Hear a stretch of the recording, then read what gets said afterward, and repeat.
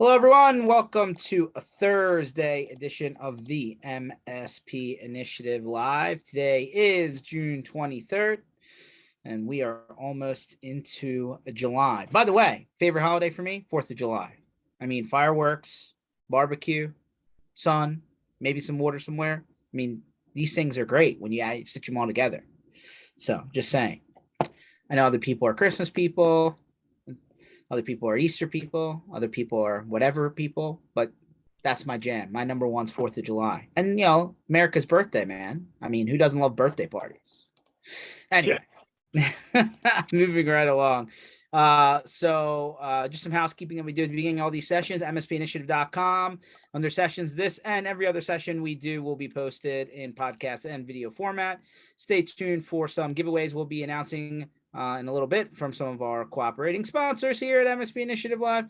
And also keep track of our MSP community block parties. We got like 3, maybe even 4 to announce, but some cool stuff coming up there.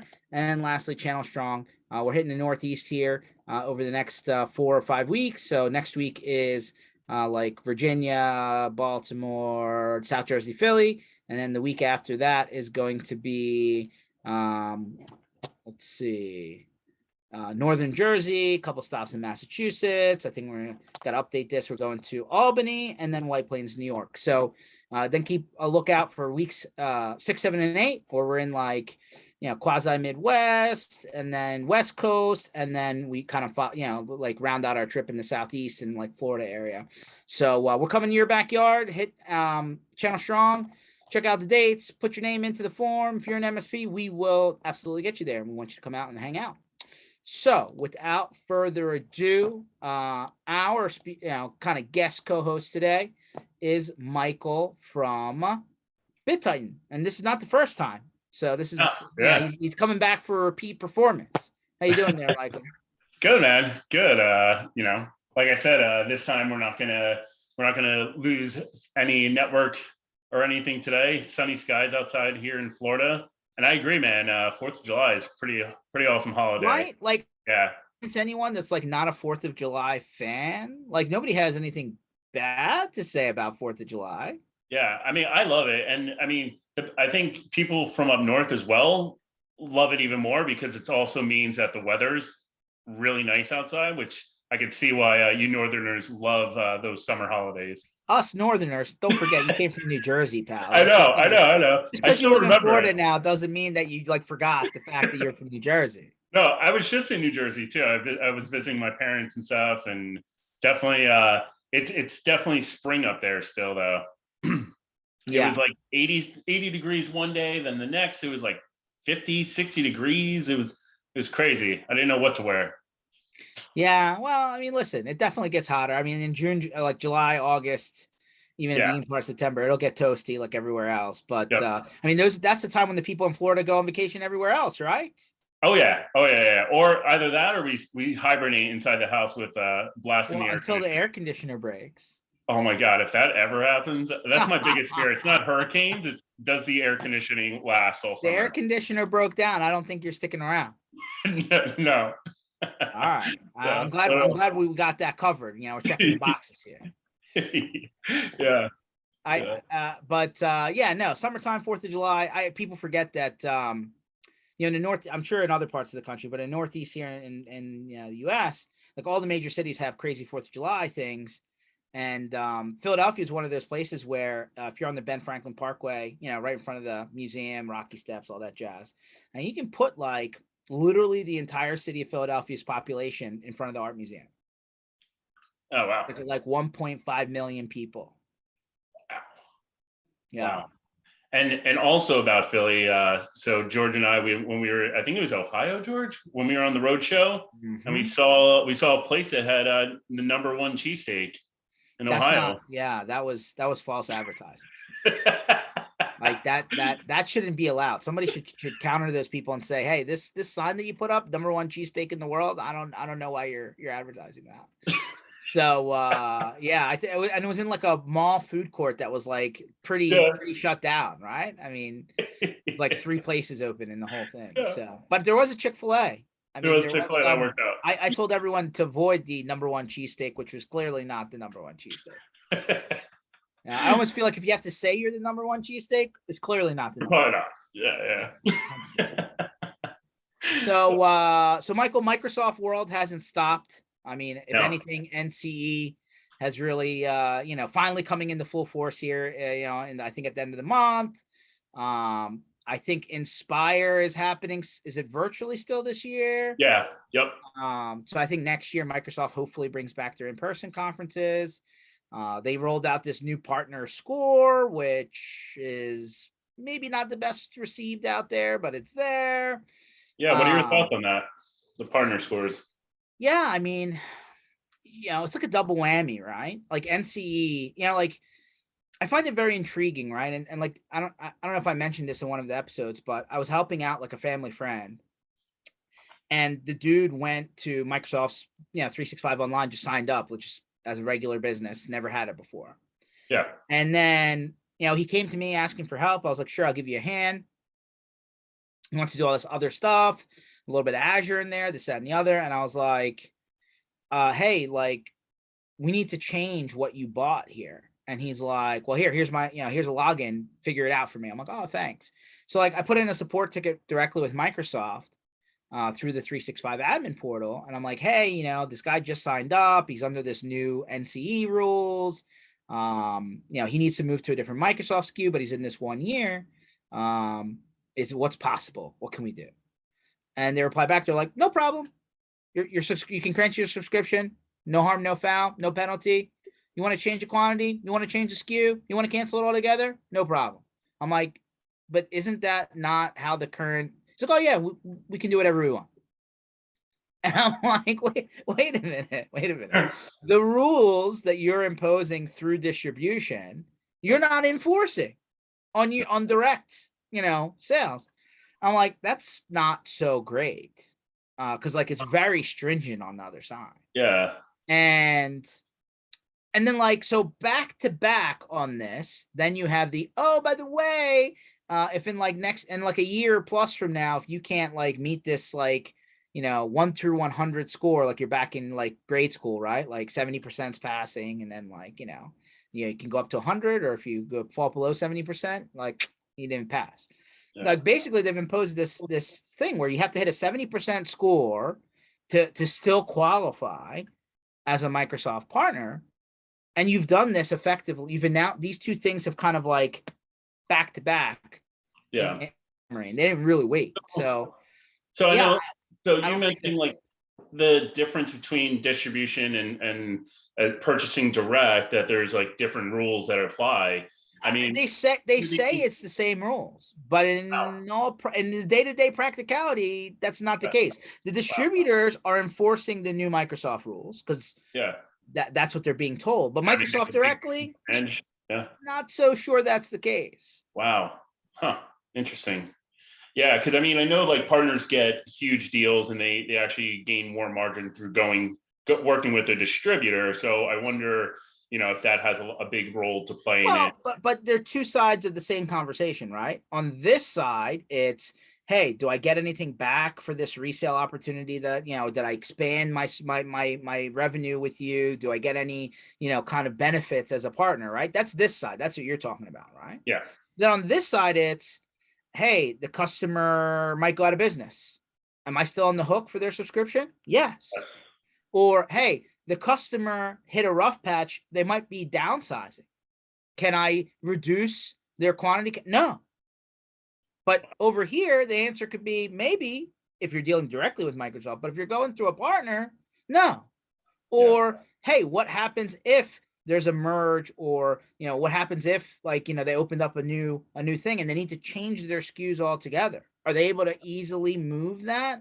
Or are they still on the balance of whatever the term is before they can move to the next thing? So I wonder what it's going to look like. Cause I know on, working the partners that I work with every single day with Bittitan is, we're seeing a ton of merger and acquisition type of transactions where we're seeing exactly that, where partners are, end users are purchasing other end users and merging, and they have to merge those tenants and so forth. So I wonder what that will look like with NCE, and are the partners that I work with on a daily basis going to run into those struggles in merging those tenants?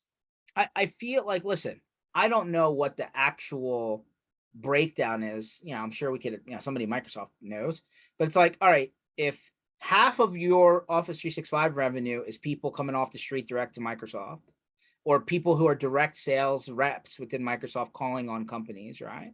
Yeah. And let's say the other half is channel or indirect or resold or whatever you want to call it. I guess you're effectively hurting this group of people here because Microsoft their direct people can do whatever they want, or at least it seems to be the case right now. And by the way, I didn't really have to ask for a special consideration. They just said, here it is. Go have fun. Have a nice day. So like, I wonder if it's just because, we're in this gray period and, they're just not enforcing the rules till a certain point, or is this the classic conversation, Michael, of channel versus direct, right? Where like, the people inside have special things they can do, have numbers that aren't even offered through the channel that are cheaper than what they can buy it at, stuff like that. We always reference Dell here, right? Because like they're the big one back in the day that kind of did this. So I don't know. I just it feels like I mean, I don't think like the pricing on the direct side is going to be better than distribution. I mean, I came from distribution. I worked on the cloud team, focused on Office 365, working with partners that were purchasing new tenants and so forth, and working with end users. And I always noticed that the partners that were coming to distribution was the fact of better pricing. But I see what you're saying is like you're working with that direct Microsoft rep. He can pull some extra strings. He can say yes to certain things, whereas Tech Data's got a huge business that they need to protect, and if they don't follow every single rule, Microsoft might be breathing down their neck at the end of the quarter, at the end of the year, saying, "Hey, you didn't follow these rules," and and at the same time, that hurts distribution as well, and hurts the business practice across the board. So and like my big fear is like, listen, maybe there's some gray rules, and I'm hypothesizing here. I don't know. Yeah. But maybe there's some gray rules inside of these Microsoft teams where like I wasn't working with the sales rep. This guy did a zero touch e-commerce buy, right? And like all we did was put in a customer service side ticket. That person's not even a sales rep, right? They're just a problem solver desk. They're just like, oh, sure, no problem. Do what you want to do. And it's like, wait a minute, like, okay. So, it was very interesting. And like at the end of the day, one of the, unless you're moving to Pete pops in here, he says, now NCE is complete. Is a similar clamp going to come down for Disty next? I think it's already been enforced through distribution, Pete, this whole time. I don't think distribution had this gray wiggle room that we were inferring. I think they've been having to enforce this from March, some approximately. So I think that there's no will they are. My point is that what they have to do versus what's happening direct is doesn't seem to be the same. And by the way, this wasn't some really old thing. This was like 3 weeks ago. Like this thing that I'm talking about was like very recent. So I almost want to like experiment, right? Go create a new tenant, new domain name, and then open up a ticket and just see what happens. Create one on the direct side, create one on the partner on the distribution side, and then run the same challenge through both sides. See what happens. It's like a cheesesteak competition, right? I'm gonna get one from Pat's, one from Gino's, and then anyway. So, but not one from that mall. Don't ever buy that. Well, we have to include them. No, that guy's out. And then everybody else. I always tell the story, and Pete, who's on the line, he always makes fun of me, right? But like, because he's from New Jersey, by the way, I just want to remind him too, even though he's moved away from New Jersey. Like, I love when like, when before the pandemic, and like I was doing a lot of international travel, and I was like in Ireland, and I'm walking down the main strip in Dublin, and like, they have like the A-frames with the menus on them, and you're walking down the street, and I'm like, this says Philly cheesesteak, and then next to it says with Irish beef. And I'm like, can we stop this practice, please? Like, now we're so far outside of the realm, right? Did you try it or you shipped it in, right? This is like a completely different concoction. Wait, so you didn't give it a chance, George? No. You're a diehard Philly man. I secretly think, right? I secretly think that, one day if you get caught as somebody from the Philadelphia area and you did this, they're gonna ban you. They're gonna excommunicate you from being a Philadelphia person. Right? That would be hilarious. It's true. Yeah, at least they didn't claim to be the world's best affiliate. Yes, Pete. Yes, I agree. They did not, and that's important to me. But anyway, Michael, let's hear about so people still have to deal with Microsoft's not going away despite the rules, right? I mean, we deal with them because they are who they said they were. Referencing a Denny Green press conference, right? When he lost to the Bears, they are who we said they were, and we let them off the hook. You want to crown them anyway? So Microsoft is who they said they were. So said they are. So you can't avoid them. People have been using their products for many years. They'll continue to use their products for many years. The problem is, you know, and again, I don't know how many people are still using Google Apps versus Microsoft, or I don't know. There's other products out there. You could still be running your own email server, whatever. You still got to move stuff together. And I feel like the larger the project, the more anxiety comes with that, right? Yeah. There's still a lot of on-prem Exchange servers out there, believe it or not. Still a lot of third-party hosted Exchange servers out there that aren't Microsoft. There's still a lot of non-Microsoft out there. You would think everyone who would be on Microsoft's already there. That's not true. They're still coming in, obviously, at a very heavy clip. So, that's what Bittitan's products have been trying to help for. And I would assume if there was an in-person Microsoft Inspire, there would be a Bittitan party, and I probably would be. Oh yeah, I would 100% be there. I mean, I was there when in the past when they were doing it in person. So I love those events. So hopefully it comes back in person soon. But yeah, I mean, that's what we'd be doing. And really, if you're upset with Microsoft, I mean, hey, you can steer your partners to Google. I mean, Bittitan, we can migrate anywhere. So, I mean, depending on who you want to work with, I mean, you can use our product to migrate to any destination, any source that you want. Yeah, I mean, we're on our end, we're not seeing any loss in traction as far as revenue is concerned. We're seeing strong revenue. Partners that are purchasing, they're getting more requests to perform additional migrations.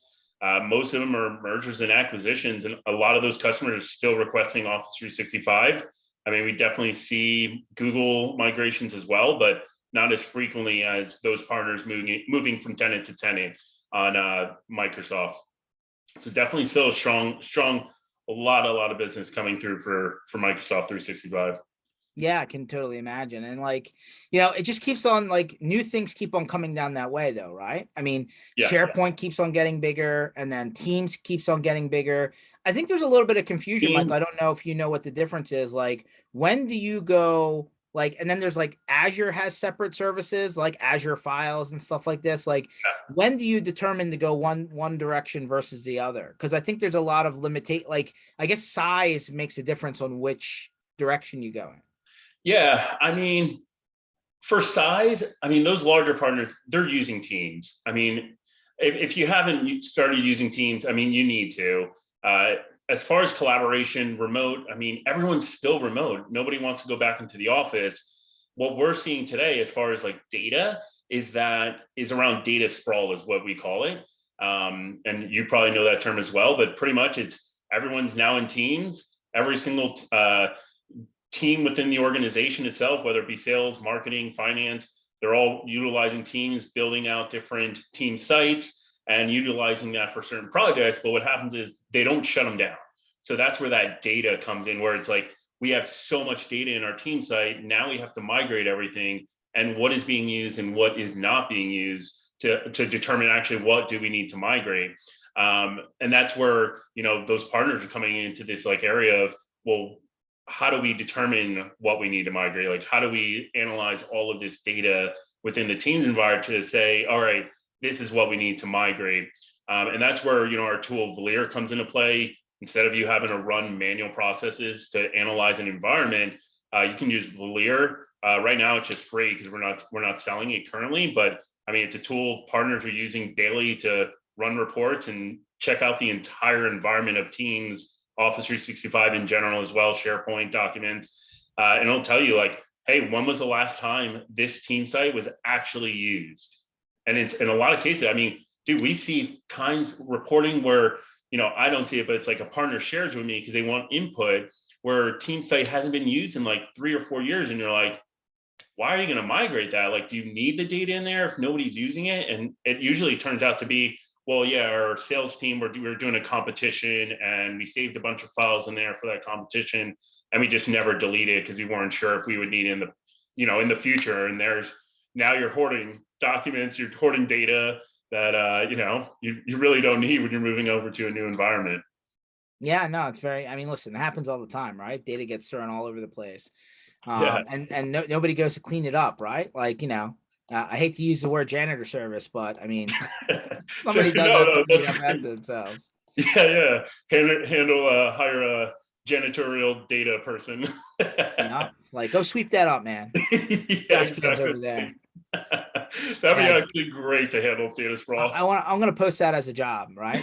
Data janitorial. See how many people sign up. Yeah. So like just for giggles, right? Just like we're gonna test the NCE thing, right? We're gonna put out a job app and be like, does that mean that I have to like shred files? Nope, that's not the job. No. Just comb through the data, see what nobody's using anymore. I mean, Yeah, seriously. could be Yeah, I interesting. mean, for people, I mean, if you're paying for the data too to like store it, I mean, that type of data sprawl where you're not utilizing that information on a daily basis, I mean, it costs money. So managing that is important in the Yeah, future. that's cool that you guys offer that tool for free. Hopefully it stays that way for a little bit because that could be Yeah, no, it will. It'll be like that for quite a while until we really determine like and perform the integration between both tool sets. I mean, our biggest goal is getting Valier under the Bittitan platform rather than it being two separate logins. Yeah, no, that's always fun when you're trying to patch, push things together. Trust me, we know what that feels like. So about this time is when I start kind of letting people jump in and we have like an open conversation and we talk about things that are happening in IT land. I guess that could include you there, Mr. P, because you're on there as well. But of course, I almost cringe to say it, but topic of the day, that's right, is done. Today, everybody got their emails from Datto Marketing, Kaseya Marketing, Fred's email bot, whatever it is. Today is the day. It finally closed. We thought this was going to be November, sometime in Q4 maybe. Nope. June 23rd. Mark it down in your calendars, guys. It is in the history books. So you can see all the sites have something on this, right? Answer all your questions. 6 things to know. Everybody has their stuff out there. So now if you go back, you're going to see Datto, a Kaseya company. And yeah, did everybody get their emails? Darren, I know you got your emails. Yeah, I got it. Hey, what's up, Darren? Hey, man. I know Keith Nelson got his emails. Tim is departing. Wow, that's. I mean, yeah. Hey. Yeah. No surprise. No, I mean, like, hey, we know Tim was just a placeholder guy after Austin, right? So I wonder how much. I don't even won't even go there. Okay, let's just not. Oh, here you go. He just says we'll be moving on, won't be coming along with the journey. I mean, like that. I don't think anybody is surprised at all. I think that was the question is whether this guy sticks around, right? Look at this. You would hope with any acquisition that the organization would keep some of those guys at the top level to help in the transfer of. Yeah. Well, it says Rob is sticking around. It says Ryan Weeks is maybe sticking around. I don't know for how long, but there you go. Place your bets. Go ahead. Place, Pete, I hear you, buddy. place your bets. Place your bets. Yeah. We know where Darren's money's placed. I mean, I don't know. If they make the pot sweet enough for those guys, who knows, right? Maybe. Look at this. Kaseya is planning to reduce pricing on all Datto products on average by 10%. Right. Some reductions will be more. Some probably won't move because their products are already low priced. And innovation is going to jump. Mm-hmm. So we'll continue just like we've done before, 1 year and 3-year pricing across the entire company. There it is, Darren. Emphasis on the 3-year, and we're going to force it on you. We're going to find out tomorrow, right? Of course, we saw the networking kind of up and down over the last 4 weeks, right? we saw that they were like, oh, we're closing down. Oh, nope, we're bringing it back. So yeah. And at their conference, I kind of skipped over it, but because they announced a brand new RMM. Yep. Let me pull that up for you. Yeah. Brand spanking new RMM. Here it is. Kind of buried. Is it on purpose? There you go. There it is. It's all underneath all the headlines. Kaseya rolls out AI-powered recommendation engine and previews RMM release at the Connect. It's just another release. It's not a brand new RMM, is it? Oh, they, I mean, they pitched it as a brand new RMM, but okay. Yeah. They said it was going to be IoT centric, for whatever that's worth.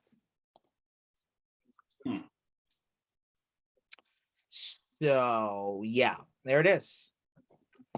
All coming out of the currently running, still happening Kaseya Connect conference in Las Vegas. So, oh, Keith's typing in. He's not even on the audio bridge. He says, Darren, smoking pot makes everything sweet. I don't know if I should have repeated that. Many RMMs need a facelift. One day working with Datto RMM equals 10,000 open windows. I think Keith's seen it then. A lot of windows there. To be clear, there's no pot smoking going on here. I will just give me a I indulge in food instead of. Yeah, Darren is an avid chicken eater. Yeah, he's he rivals me in Chick-fil-A points. So that we learned last week that JP from Fort Worth has both of us beat on lifetime points. I just don't think I was ever gonna find that. When you guys shared with me how many Chick-fil-A points you had, I was shocked, like lost of words. I'm the low man on the I'm the low man on the totem pole now. Like I'm third in line. I mean, JP has both of us beat. And we'll get JP. I'll handle JP. Give me you will? Points. Yeah. I think he has like 150,000 lifetime points. It wasn't that many. Will Chick-fil-A buy you out? Like, is there any can you go to their executive team and be like, hey, I have like 3 million points or 6 million points, whatever you guys are at now? It's not that many. It's truly it's not that many. I mean, it's really, George likes to exaggerate it. But hey, Darren, just yesterday I have accomplished signature status to the end of 23. Wow. I'm not even there. See, I've been on a break. I've been doing more tender greens. I got signature status until December of 23. Look at that. Look, Darren's been napping more than he's been eating lately. No, I eat and then I nap. I eat a lot and then it makes me nap. That's the problem. You went on a Boston Market run for a minute. Boston Market. Well, they got rid of the turkey. Tragic mistake. So that was now he's coming back around. Really. I still go. I ask for it every time. Like, nope, no turkey in sight. All right. Wow. So any movement on you? I know where you stand, Darren, but the question is, have you changed your position? No, I haven't changed my position. I'm still in the process. I mean, we'll see where things are in a year, right? And how things are going. So look at this. Look at this. It took us buying Datto to get Rob Ray as an employee. Yeah, I read. Yeah. There it is. There's the line you need to see out of the whole thing. I mean, again, maybe they've made it so sweet that it would be insane to leave, and probably they did. So, I mean, retention bonus. So there will be 0 layoffs. In fact, Kaseya, scroll down, plans to hire 1,000 more account managers over the next 7 months. 1,000 more account managers. I can only How does imagine. that work? Yeah, I know how it works. Like the email I got today, like I get every month from Kaseya. Oh, we noticed you've been interested in IT Glue. No, I've been using IT Glue since 2018, folks, and I get the email to sign up every month. That's why they have another 1,000 account managers coming to do that kind of stuff. Wow. Hey, we noticed you might be interested in Datto RMM. No, I've used it for 6 years. Yeah. Huh. Crickor says, SoCal, look for Zanku chicken. Garlic sauce is the bomb. You know this? You know this place there? Don't take any food advice from him. I can tell you that. Oh, shots fired. You guys Shots did fired. notice, that account managers, not technical staff, not developers, not support, account managers. Yes, I agree. That is Keith Nelson pops in and actually says, Rob Ray's awesome. However, he's not their lead tech or develops their products. Yeah, you're 100% right. So is your suggestion here that, you know, the product's gonna like not look here he says renewed focus on R&D. Okay. But we're hiring a bunch of salespeople. Or I'm sorry, account managers. Okay. Huh. Well, one of the things I read in the Kaseya Q&A or Norwalk office is going to remain as a regional office of Kaseya, and the new headquarters reverts down to Kaseya's Miami-based headquarters. So.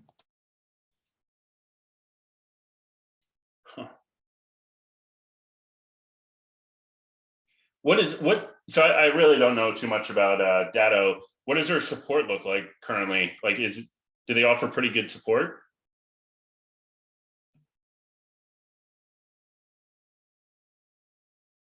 Debatable.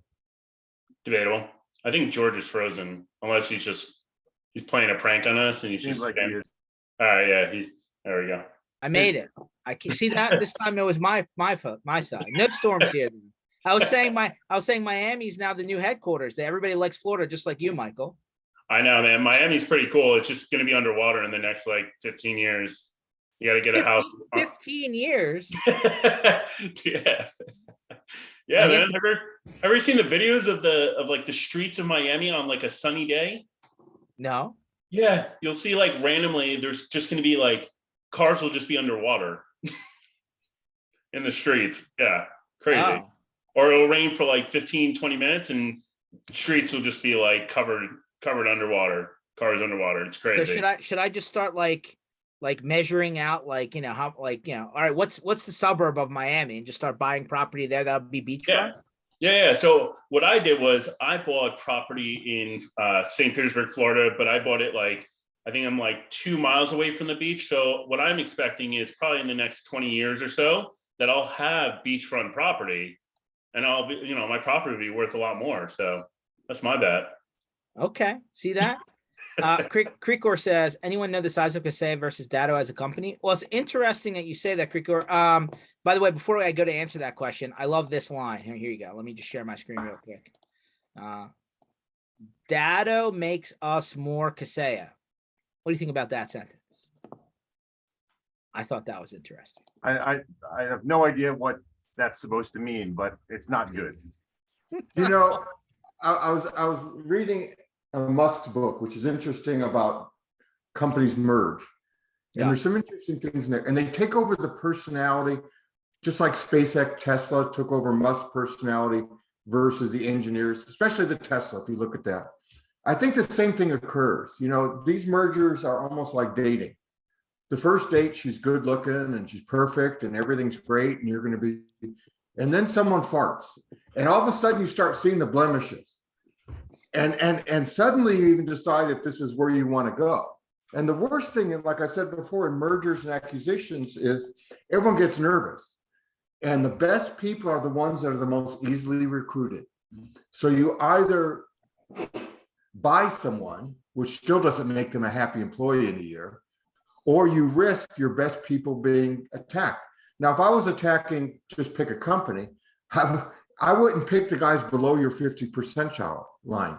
I'd pick the guys that are your superstars. So what you'll be left with in the consolidation is the guys below the 50 percentile line that no one else wanted, or you have to, you know, it's kind of disruptive. I have to go in there and either secure the people I want, which lets the other people know they're not going to stay, right? You have two CTOs. I look, you know, if George is the other one, I'm looking at him every day across the desk. Is it him or me? Right? Here's your answer, Creekor. This was a Channel E2E article from April of this year, so not that long ago, a few months. And according to LinkedIn, headcount figures for each company were 2053 and 1752. And so there was another. Isn't that amazing that it's not Datto taking over Kaseya? Right? If- It's if not. you- And by the way, the word merger has kind of been erased. It's now an acquisition. Right. And those numbers clearly don't support hiring another 1,000 people. I mean, it just makes no sense. Unless 1,000 people were leaving. They're saying no layoffs. No layoffs. So I guess it Layoff could is not be- the same as people that leave. I understand. Being pushed out. No, I'm calling BS on that one.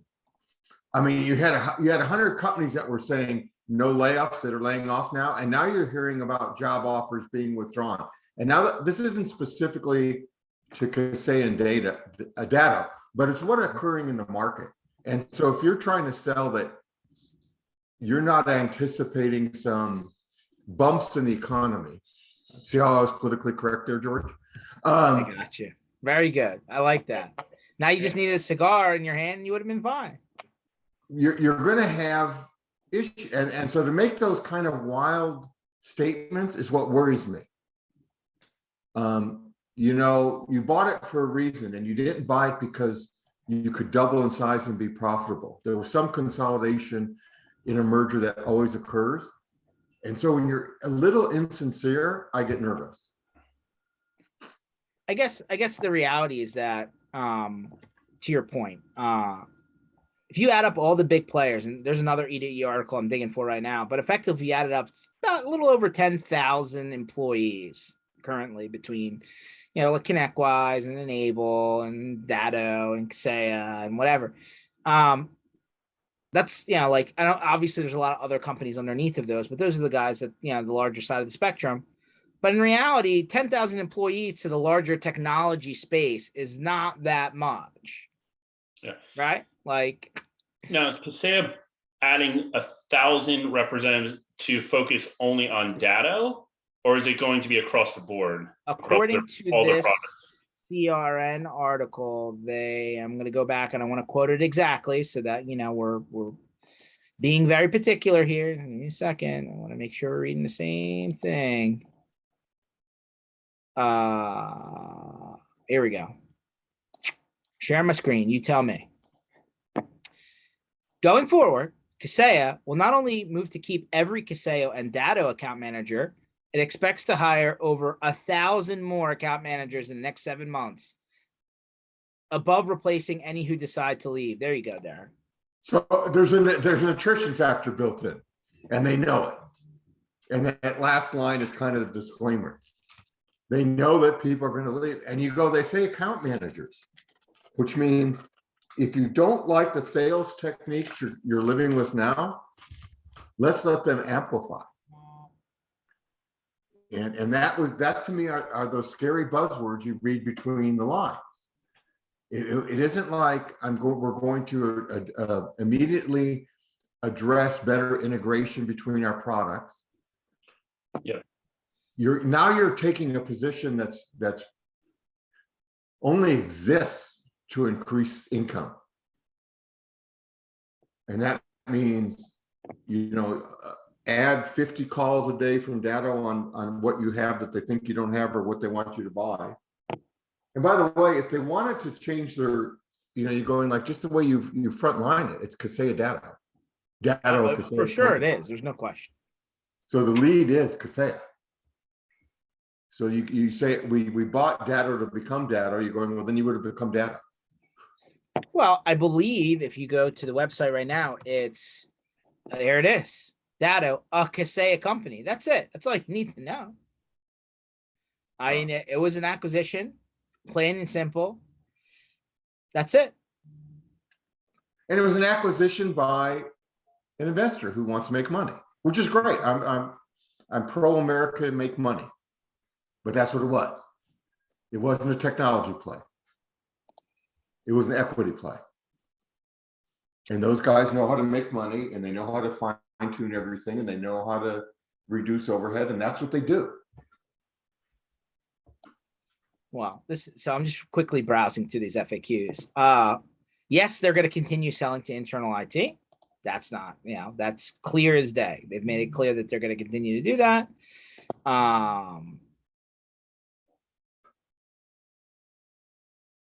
Basically right here in this line, they're saying, hey, we're going to lower prices. The products are going to stick around. I'd love to see quantifying the expect substantial investment focused on product innovations. I'd love them to quantify that tangibly. And I don't think that will actually happen, but we'll see. No plans to end development or support for any Data's products. There you go. Data is now part of Kaseya. We mentioned this. Headquarters is now Miami, Florida. Norwalk will continue as a regional office. Basically, Fred's the CEO. He runs both. He runs the combined company. Kaseya will continue to maintain Data's brand. DataCon is still on. The event will be bigger and better than ever. Are we going to see you there, Darren? I don't know. We shall see. I know Keith's got his limousine lined up to the airport, right, buddy? No, I'm really thinking this one out. I'm going like that's I'm not sure I want to weather the ride. I think it's going to be a bumpy ride. I would have hoped that by this time they would have had some roadmap that made sense to us people on the front lines. Like, this is the PSA we're going to keep. This is the direction for the RMM. And we're going to move you some type of how this mergers. There's no meat that I've seen in anything. It's a lot of fluff. And you say you're closing down a company headquarters and relocating it to Florida. Well, you're basically going to lose people. There's a lot of people that don't want to leave their home state. And so I'm not sure I want to pick we should ask Michael how many rental properties he has, because unless people want to move. Yeah, well, the problem is Miami's very far from where I'm at. Yeah, I don't know if anyone's going to want a 4-hour commute. Well, I mean, if there's nowhere to, I think Florida's getting full. Yeah, Florida's full. Don't come. Yeah, I'm not sure there's enough space. Like they said, they're not firing anybody, but if you don't want to relocate, that's on you. Are they closing the headquarters? Because it looks like it's not going to be the old Data. So they're going to operate. Yeah, they're going to operate Norwalk as a regional office. Yeah, I'm sure they're not going to keep the same exact amount of space, but I don't think it was that long ago. I think it was like maybe 18 or 19. They like refurbished all of the Data offices and put like the slide in and all that other good stuff. I don't know how many people are working out of there right now. I don't know if they reverted everybody back to the office after, hopefully COVID started dying down, but I don't know. We got to operate as a regional office, and I'm sure there's a remote strategy, but I've talked to a few people on the Kaseya side. They really want people in an office. They really believe. Well, it's not just them. Elon wants everybody in office too. Why? That's the one thing I don't understand. I don't know if it's like more the entry level. I could see for entry level employees, it's difficult to manage the employees remotely. But I feel like the team members that know what they're doing are fine in a remote environment. To compare SpaceX and Tesla to a software development companies, probably Elon Musk's methodology. Remember, he'd send engineers to the Texas testing ground for SpaceX. He would send engineers to road test. That's how he got Teslas approved through the government quicker. So he has a different model. GM you'd send a crew out to the test tracks, and then they report back to engineers, and engineers would sit back and theorize. So Elon's kind of built into the old Silicon Valley mentality is, I'm going to work the crap out of you for 5 to 10 years and make you retirable versus, the long-term employment.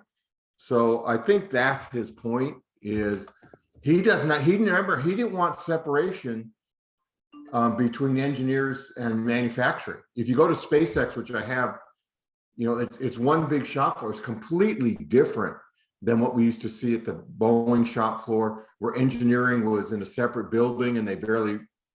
So I think he has a different work environment. Remember, he sits in a cubicle. So didn't have so an- one of the comments here, which is Brian's, like, it's so that you can decide who to lay off. Well, I think it's already been, like, you know, I think he already came out since the whole work from home thing. I remember we had Jimmy on from QuickPass who like hypothesized this was it. And it turned out to be like the next day he came out and said, hey, we're going to cut the workforce by 10%. So like, and that, by the way, that was happening in, like, we had a whole session about PE and VC and profitability, and like a lot of tech companies, even out of the MSP space, cutting headcount like practically overnight. I don't think he's saying that he has a negative economic outlook for the next, you know, run here. So he's reacting off of that, right? I mean, that's really what it is. Yeah. But There's yeah, a I whole mean, lot of ways to reduce headcount without layoffs. yeah, I mean, I'm gonna pull it up. I think it's publicly. Oh well, maybe I was a little bit aggressive. I'm not a CNBC guy, but here you go. Clarifies Tesla will lay off 3.5% of total workforce, and then it says as ex-employees sue the company. Oh, okay. Yeah, I saw a bunch of headlines on this. Violated U.S. federal laws by regarding mass layoffs. Okay, I didn't know that there were.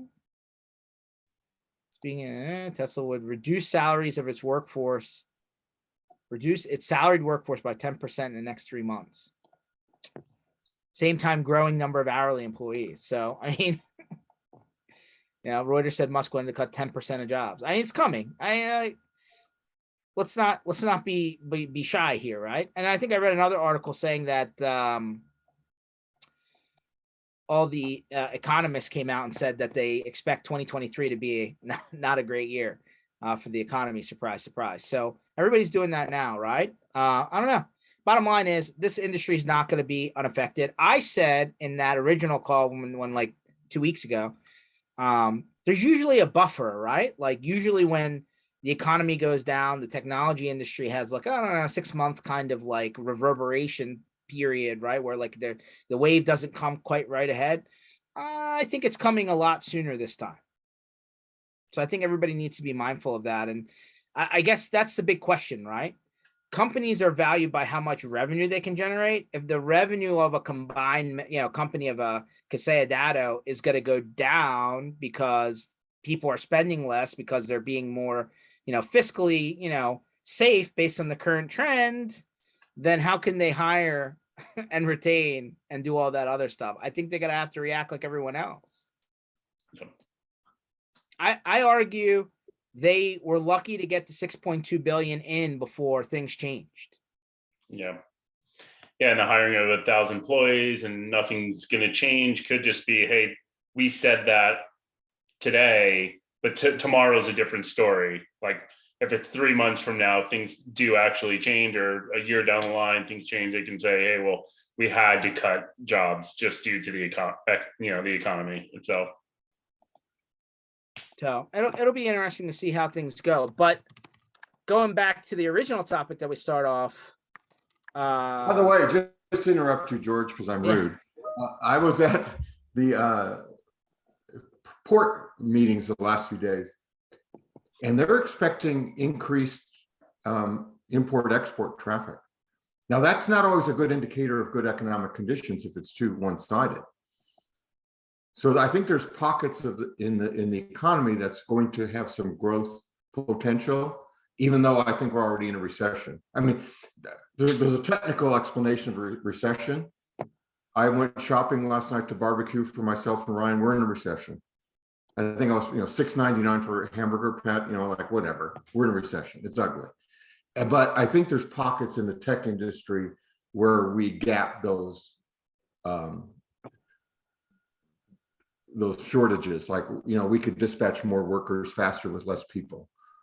So there's some things in the tech industry that become a little more recession proof. And I think that's why we're so low. Yeah, I agree with you. I think looking at some of those organizations that focus on data automation is probably going to be where, things might hold up and you might see an increase in sales. Well, and then like, hey, you know, devil's advocate, right? Here we go. Let me just share a few things. You know, again, love the reference material, right? Don't even have to put the footnote in. 1 second. There we go. How Microsoft is the bellwether of the bear market. So they're saying Microsoft is down a little bit, right? But they're saying it's going to have better than expected numbers moving forward.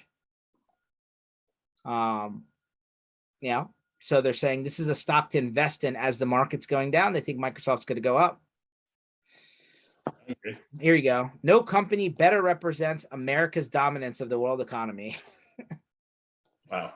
See if it continues there. So there's that one. And then funny enough, Microsoft says, yeah, Microsoft's like, hey, Azure will go bigger and faster than expected. But then they say Microsoft cuts earning guidance amid, you know, so they're basically saying, hey, we're going to cut our near-term revenue forecast. So it's very interesting what the you know. Well, you know, that's the theory. Besides, you know, large companies would say, we have enough cash, we can weather the storm, and we're not going to take, and we'll be in a better position when the gates open again. I'm not sure how much that's a true indicator of how it'll affect smaller business. You know, when you're big, you could stay open, and as soon as the gates open, you corner the market. And Microsoft surely is a cash, I mean, sometimes cash rich to the point where investors say you're too cash rich. So they could do a lot of preparing for, you know, the future that, you know, smaller guys can't. So I'm not sure that they're. Well, I mean, let's talk about it for a second, right? Like Walmart didn't close during the pandemic, right? Target, some of these really big companies weren't forced to shut down, but then the smaller competitors on Main Street did, right? That was kind of that essential versus non. And then, you know, all these companies had huge surges, right? Zoom, Netflix, you know, all these kind of, you know, remote technology companies, right? And then like once everybody got out on the street, they kind of went down, right? How many people did Netflix is a little bit hurting right now, and they've been dominating their category forever. What goes up must come down.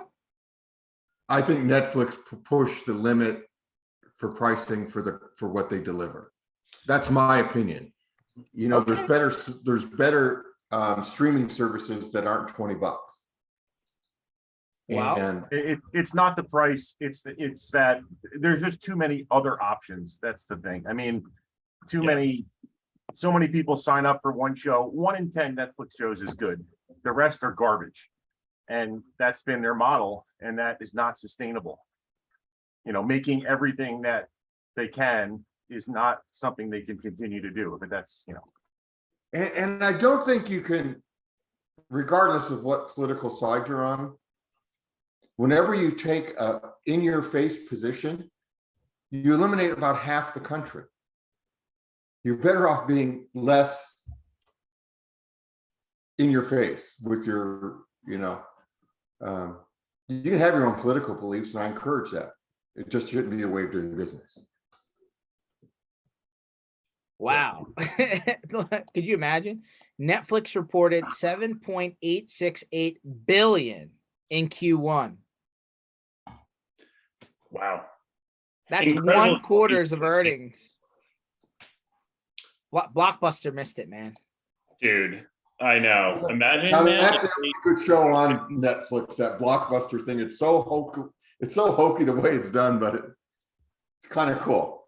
The last Blockbuster, or like, and then there's a last Blockbuster, and then there's another one which is like the Netflix versus Blockbuster kind of documentary, and they were like, by the way, Blockbuster had their own streaming service, and they were beating Netflix in like 2012, and they just literally made like 1 or 2 really bad choices, and that was the end of it. Actually, you know who owns the rights to Netflix? Isn't it still is it DirecTV or Dish TV, Dish Network?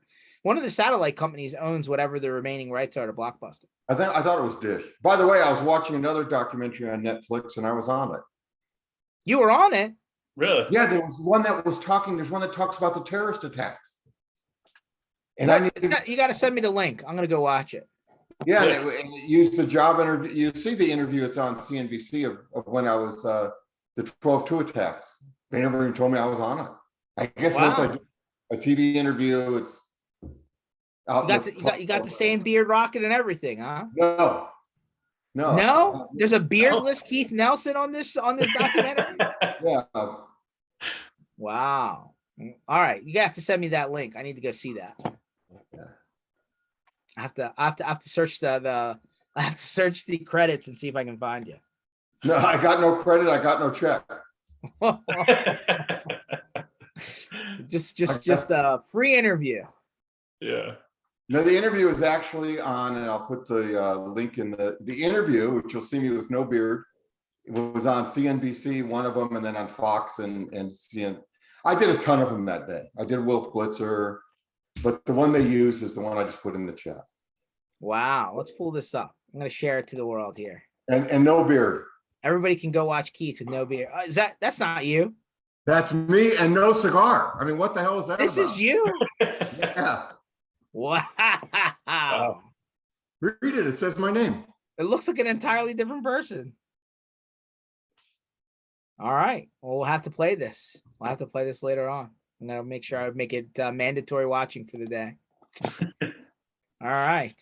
Well, so the day is in. DadoCon is really Dado Kaseya-con.